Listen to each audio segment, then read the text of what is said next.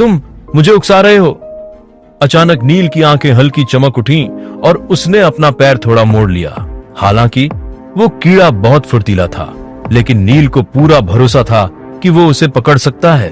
जब वो कीड़ा अपने अगले पैर हिलाते हुए चीख रहा था, तभी अचानक नील की आकृति चमक उठी और वो सीधे आयाम को पार करते हुए सीधे कीड़े के पास पहुंच गया और उसे पकड़ने के लिए अपने हाथ बढ़ा दिए। लेकिन ये मानना पड़ेगा कि वो कीड़ा सामान्य शुक्रमंडल योद्धाओं से भी ज्यादा फुर्तीला था। खतरे की उसकी समझ पूरी तरह से अलग स्तर पर थी। भले ही नील आयाम को पार करके उसके करीब आ रहा था, फिर भी उस कीड़े ने उसकी गंध से खतरे को भांप लिया था। उसी समय उसने अपने पंख फैलाए और उस पत्ती को छोड़ने ही वाला था। तुम कहीं नहीं जा सकते। जिस पल नील ने आयाम को पार किया, उसी समय उसके शरीर में मौजूद मौलिक ऊर्जा फूट पड़ी और उसका शरीर तुरंत 1 गज की दूरी तक आगे बढ़ गया। इस अतिरिक्त दूरी के बाद नील का शरीर पत्ती से अलग हो गया था। उसी समय एक अदृश्य शक्ति ने नील के शरीर को नीचे खींचना शुरू कर दिया। लेकिन जिस पल नील को उस अदृश्य शक्ति द्वारा नीचे खींचा गया, उसके हाथ ने पहले ही उस कीड़े के पिछले पैरों को पकड़ लिया था। छी छी! ऐसा होते ही वो कीड़ा अपने पैर झटकने लगा, लेकिन नील के हाथ में भी भयानक शक्ति थी। इसलिए अगर वो उस कीड़े को पकड़े रखता तो उसके लिए भागना आसान नहीं होता। हालांकि उस कीड़े पर गुरुत्वाकर्षण बल का कोई असर नहीं हुआ और वो पत्तों के बीच आसानी से उड़ सकता था। लेकिन अब नील ने उसके पैरों को कसकर पकड़ रखा था। दूसरे शब्दों में, नील के गिरते हुए शरीर के गुरुत्वाकर्षण बल का आधा हिस्सा उस कीड़े ने साझा किया था। हालांकि उस कीड़े ने खुद को नील के साथ गिरने से बचाने के लिए अपने पंख फड़फड़ाए, फिर भी उस गुरुत्वाकर्षण बल के कारण नील ने उसे नीचे खींच लिया। छी छी!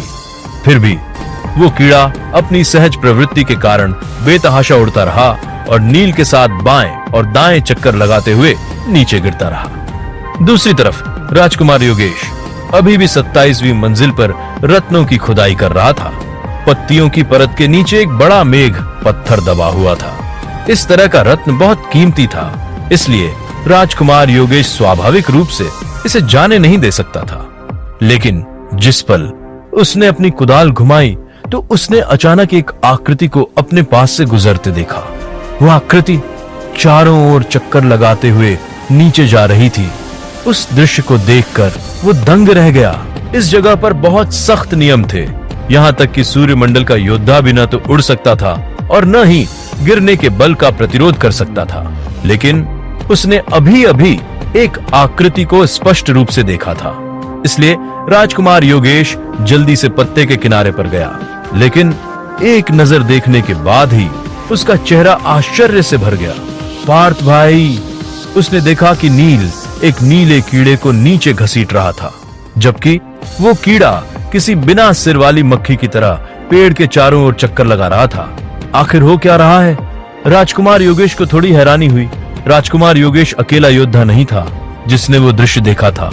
उस पवित्र पेड़ पर मौजूद कम से कम 2/3 योद्धाओं ने भी इस हैरान करने वाले दृश्य को देखा था। ऐसा लगता है कि वो पार्थ है, लेकिन वो रत्न भक्षक कीड़े को क्यों घसीट रहा है?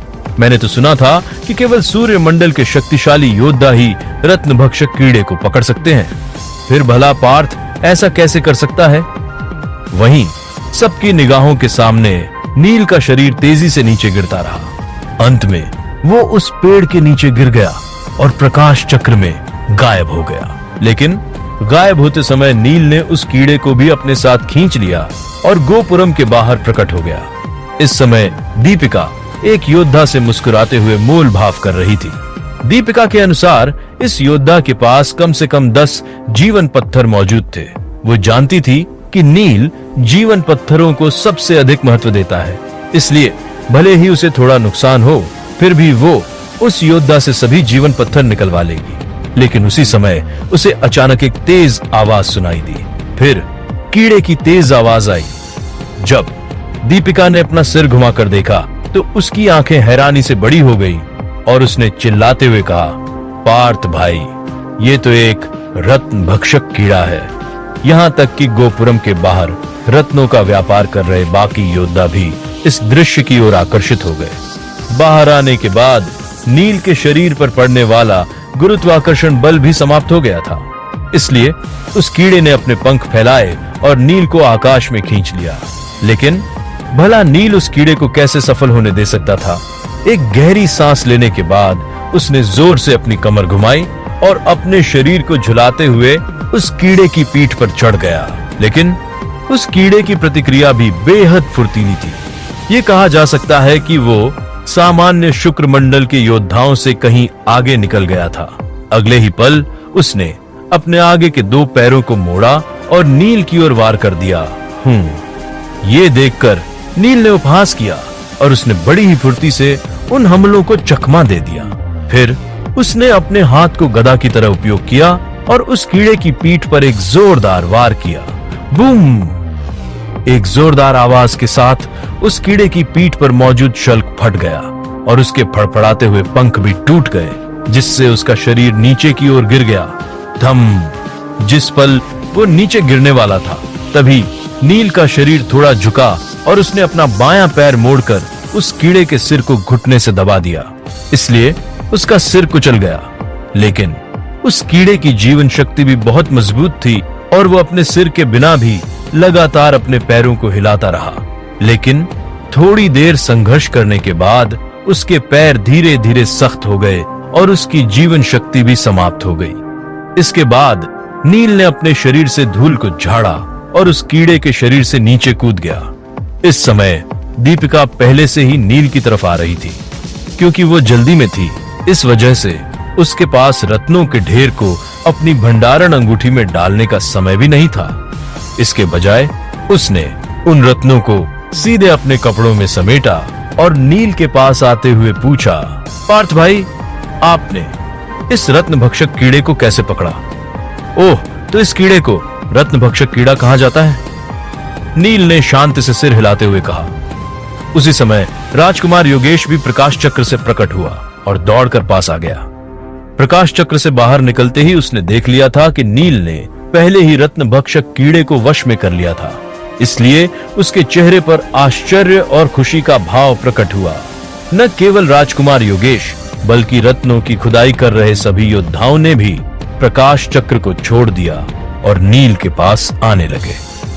जब राजकुमार योगेश ने नील की बातें सुनी तो उसने जोर से हंसते हुए कहा, हाँ पार्थ भाई, इस कीड़े को रत्न भक्षक कीड़ा कहा जाता है। ये रत्नों को खाकर ही जीवित रहता है।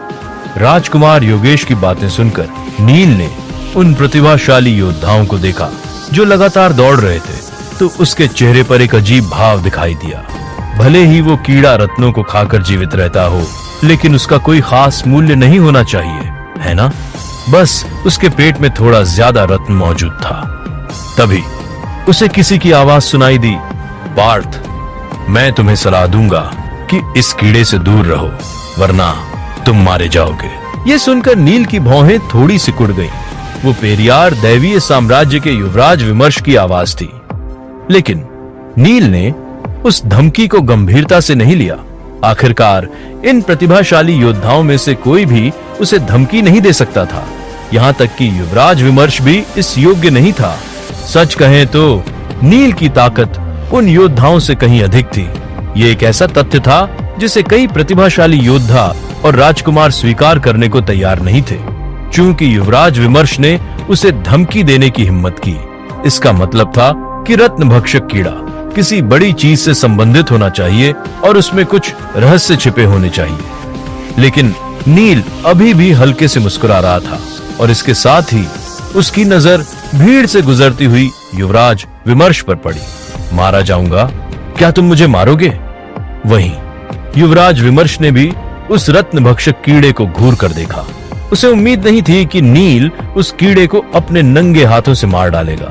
तभी युवराज विमर्श ने फिर से कहा, हर साल इस रत्न भक्षक कीड़े को सूर्यमंडल विशेषज्ञ ही द्वारा पकड़ा जाता है। फिर तुमने इसे हाथ लगाने की हिम्मत कैसे की?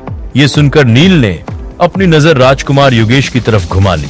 ये देखकर राजकुमार योगेश ने नील को समझाते हुए कहा, दरअसल रत्न भक्षक कीड़े बहुत ज्यादा नहीं हैं।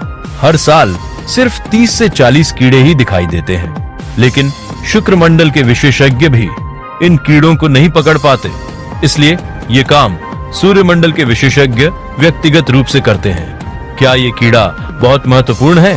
हालांकि नील के अनुसार ये रत्न भक्षक कीड़ा थोड़ा अजीब था और रत्न खाकर जीवित रह सकता था, लेकिन इसकी प्रतिक्रिया बहुत तेज थी। फिर भी ये सूर्यमंडल विशेषज्ञ के प्रयास के लायक नहीं था। शायद रत्न भक्षक कीड़े के पेट में मौजूद रत्न मूल्यवान थे, लेकिन वे भी सूर्यमंडल विशेषज्ञों के लिए उतने महत्वपूर्ण नहीं होने चाहिए। हाँ, तभी राजकुमार योगेश मुस्कुराया और नील को समझाते हुए कहा, इस रत्न भक्षक कीड़े में एक विशेष क्षमता है।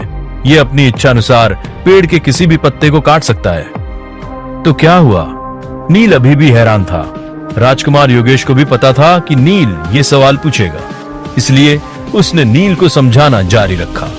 आमतौर पर केवल शुक्रमंडल के योद्धा ही 30वीं मंजिल या उससे ऊपर प्रवेश कर सकते हैं। इसका कारण ये रत्न भक्षक कीड़े ही हैं, जो बुद्ध मंडल के योद्धाओं के लिए जानलेवा होते हैं, जबकि 40वीं मंजिल या उससे ऊपर केवल सूर्यमंडल के विशेषज्ञ ही प्रवेश कर सकते हैं, क्योंकि 40वीं मंजिल पर बैंगनी रत्न भक्षक कीड़े मौजूद हैं। राजकुमार योगेश ने नील को समझाना जारी रखा। बैंगनी रत्न भक्षण कीड़ा नीले रत्न भक्षण कीड़े का परिपक्व रूप है।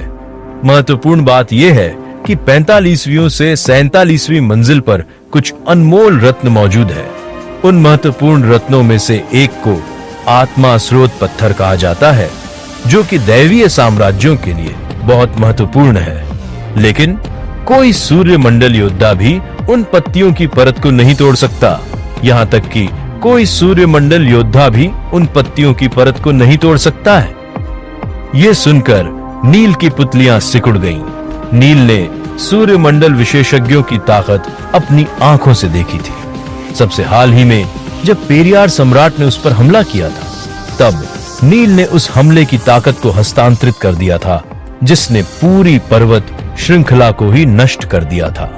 इसलिए नील को यह जानकर आश्चर्य हुआ कि इतनी भयानक शक्ति वाला सूर्यमंडल विशेषज्ञ भी पेड़ के ऊपर की पत्तियों को नहीं तोड़ सकता। हालांकि ये सभी दैवीय साम्राज्यों के सार्वजनिक रहस्य थे, इसलिए वहां उपस्थित प्रतिभाशाली योद्धाओं ने अपने हाव भाव में कोई बदलाव नहीं दिखाया। लेकिन युवराज शाश्वत और राजकुमारी श्रुतिका ने, जो अभी वहां पहुंचे थे, उन्हें आश्चर्य से देखा। उन्होंने पहले कभी श्वेत सागर की यात्रा नहीं की थी। हालांकि वे चारों गुप्त क्षेत्रों के बारे में जानते थे, लेकिन वे उनके सभी रहस्यों के बारे में नहीं जानते थे। हालांकि सूर्यमंडल विशेषज्ञ 45वीं से 47वीं मंजिल की पत्तियों को नहीं तोड़ सकते, लेकिन आपके पैरों के नीचे मौजूद रत्न भक्षक कीड़ा ऐसा कर सकता है। तभी राजकुमार योगेश ने मुस्कुराते हुए कहा। यह सुनकर नील की आंखें बड़ी हो गईं और उसने हैरानी से पूछा, तो क्या सूर्यमंडल के योद्धा इन कीड़ों के शरीर से आत्मा स्रोत पत्थर प्राप्त करना चाहते हैं? तो क्या होगा आगे?